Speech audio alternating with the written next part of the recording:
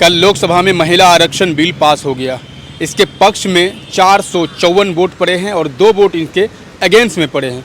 इस बिल को पास हो जाने के बाद आप सभी जानते हैं कि लोकसभा और विधानसभा में 33% सीट जो है महिलाओं के लिए आरक्षित कर दी जाएगी।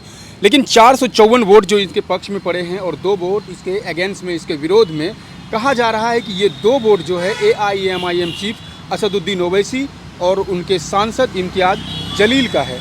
लेकिन आपको इस बात को समझना होगा कि जो लोग OBC महिलाओं के आरक्षण की बात कर रहे थे, जो लोग चीख चीख कर उनके समर्थन की बात कर रहे थे, लेकिन जब बात आई, जब वक्त आया उनके लिए वोट करने का, तो वो तमाम लोगों ने इस बिल के समर्थन में वोट किया।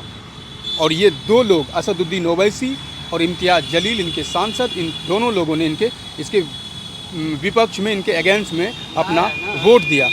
लेकिन इस बात को समझना होगा, इस बात को जानना होगा कि सबसे पहले तो मैं एक चीज़ बता देना चाहता हूँ आपको। ट्विटर पर कुछ लोगों ने इस विषय में अपनी बात रखी है, अपनी राय रखी है।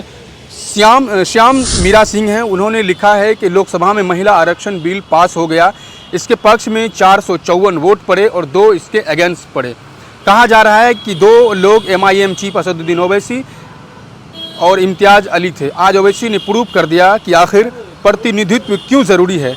सेक्युलर और लिबरल पार्टियों ने OBC महिलाओं की बात की और चुपचाप वोट भी दे आए, लेकिन ओवैसी सदन में अकेले लड़ते रहे। आखिर महिला आरक्षण की बात बिना मुस्लिम महिलाओं के कैसे हो सकती है, जिसकी जनसंख्या इस देश की कुल जनसंख्या की 7% है और लोकसभा में उनका प्रतिनिधित्व मात्र 0.7% है। अन्य किसी भी समुदाय के मुकाबले सबसे कम पर अधिक प्रतिनिधित्व मुस्लिम समुदाय की महिलाओं का है। आप 7% महिलाओं को किनारे करके प्रतिनिधित्व की बात नहीं कर सकते।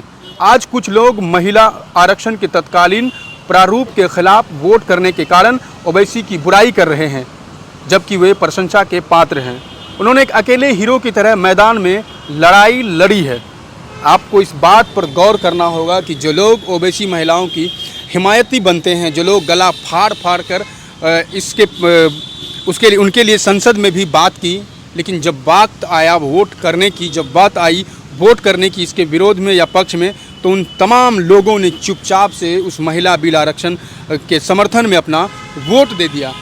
इस बात को समझने की ज़रूरत है। जयकी यादव नाम से हैं, इन्होंने एक बड़ा दिलचस्प ट्वीट किया है। ये कहते हैं कि असदुद्दीन ओवैसी साहब, मुझे कभी नहीं लगता था कि मैं आपके पक्ष में कभी पोस्ट करूंगा, मगर देखिए आज मैं आपको धन्यवाद देता हूं। आज मैं आपको धन्यवाद देते हुए पोस्ट कर रहा हूं। जब पूरा पक्ष विपक्ष सवर्णों को आरक्षण देने के लिए एक साथ खड़ा है, ऐसे वक्त में भी आपने पिछड़ों, दलितों और आदिवासियों का साथ दिया। ये सच है कि मुसलमान कभी नहीं चाहता कि इस देश में कोई अपने हक से वंचित रहे। आपका पुनः बहुत बहुत शुक्रिया ओवैसी साहब। अच्छा देखिए, इन्होंने एक चीज़ लिखा है इसमें, मुझे नहीं लगता, मैं इस बात से इत्तेफाक नहीं रखता हूँ। जब पूरा पक्ष विपक्ष सवर्णों को आरक्षण देने के लिए एक साथ खड़ा है, मेरे भाई 33% महिलाओं को आरक्षण देने की बात कही जा रही है। इसमें सवर्ण कहाँ से आ गए मेरे भाई? इसमें न तो सवर्ण की बात हो रही है, ना ओबीसी की बात हो रही है, ना आदिवासी की बात हो रही है, ना दलित की बात हो रही है, ना पिछड़े की बात हो रही है, ना अति पिछड़े की बात हो रही है। तो फिर इसमें सवर्ण की बात कहाँ से आ गई या दलित की बात कहाँ से आ गई? जब 33% महिलाओं के आरक्षण की बात की जा रही है, तो इसमें तमाम जाति धर्म संप्रदाय की महिलाएँ होंगी, उन सबको यह हक अधिकार मिलेगा। आप प्रशंसा भी कर रहे हैं, तो मुझे लगता है कि गलत तरीके से ही आप प्रशंसा कर रहे हैं। चलिए आगे मैं बात करूंगा जाकिर अली त्यागी। इन्होंने क्या लिखा है वो मैं आपको पढ़ के बताता हूं। भारत में अब तक के चुनावी इतिहास में 690 महिलाएं ही लोकसभा की सांसद बनी, जिसमें 25 मुस्लिम थीं। भारत में मुस्लिम महिलाओं की आबादी फीसदी है, 7% होना चाहिए था, यहाँ पे 7% है और उनका संसद में प्रतिनिधित्व मात्र 0.7% ही है। आज सदन में महिलाओं की हिस्सेदारी के लिए आरक्षण बिल पास हो गया है, जिसे 454 वोट मिले। AIMIM के अध्यक्ष असदुद्दीन ओवैसी और इम्तियाज़ जलील ने इस बिल के खिलाफ वोट डाले। मुस्लिम महिलाओं की सदन में हिस्सेदारी की बात किसी दल ने नहीं की, ये बात भी सच है। तो तमाम लोग जो है OBC की बात कर रहे थे, OBC महिलाओं के आरक्षण की बात कर रहे थे, लेकिन किसी भी ने मुस्लिम महिला के आरक्षण की बात इसमें नहीं की है।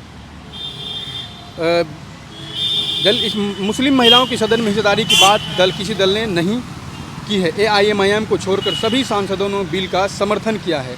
यानी तमाम दल चाहते हैं कि सदन में मुस्लिम महिला नहीं दिखनी चाहिए।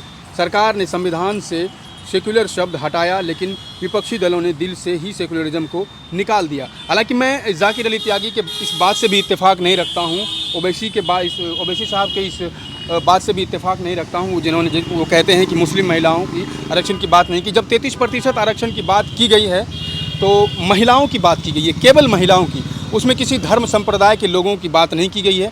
तो इसमें मुझे लगता है कि तमाम लोगों को मौका मिलेगा, चाहे वो किसी भी जाति से हो, किसी भी धर्म से हो। और ये बिल जो है बिल्कुल स्वागत योग्य बिल है, इसमें कोई दो राय नहीं है। मैं चाहता हूँ कि ये जो बिल है सभी लोग, हालांकि मैं उन लोगों को सिर्फ आईना दिखाना चाहता था कि जो लोग कहते हैं कि जो लोग OBC महिला की बात कर रहे थे, आरक्षण की बात कर रहे थे, लेकिन जब वक्त आया वोट डालने की तो वो लोग भी चुपचाप अपना वोट डाल देते हैं उनके पक्ष में, बिल के पक्ष में, लेकिन बात दुनिया को सुनाने के लिए गला फाड़ते हैं, चीखते हैं। तो चलिए इस 33% महिला आरक्षण बिल पर आपकी क्या राय है, कमेंट बॉक्स में ज़रूर बताइए। देखते रहिए प्राइम अड्डा, मिलते हैं फिर किसी अगले वीडियो में, तब तक के लिए शुक्रिया।